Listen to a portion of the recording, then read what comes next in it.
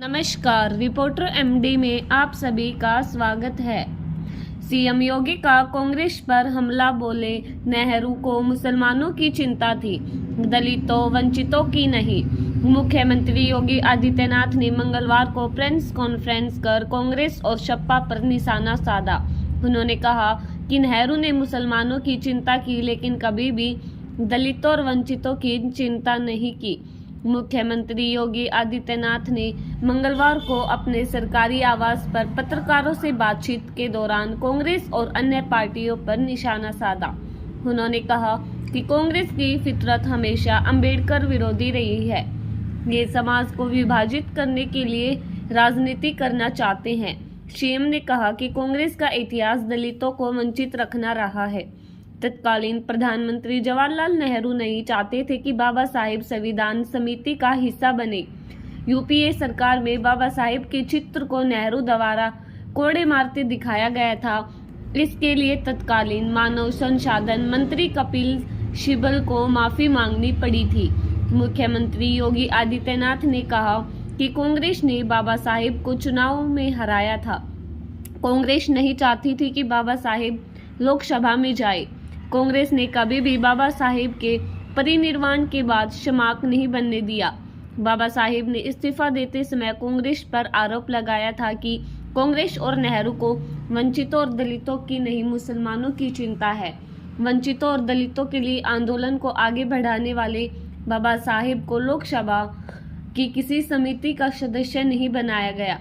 उन्होंने कहा कि देश की आज़ादी के आंदोलन, संविधान निर्माण और स्वतंत्र भारत में बाबा साहेब डॉक्टर भीमराव अंबेडकर का बड़ा योगदान था।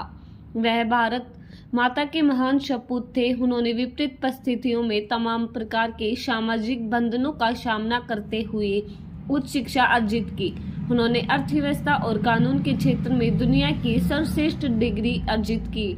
उन्होंने भारत को अपने उस ज्ञान से आलोकित करने में अपनी पूरी ताकत लगाई। सीएम ने कहा कि यूपीए सरकार के प्रधानमंत्री ने भी कहा था कि देश के संसाधनों पर पहला अधिकार मुसलमान का है।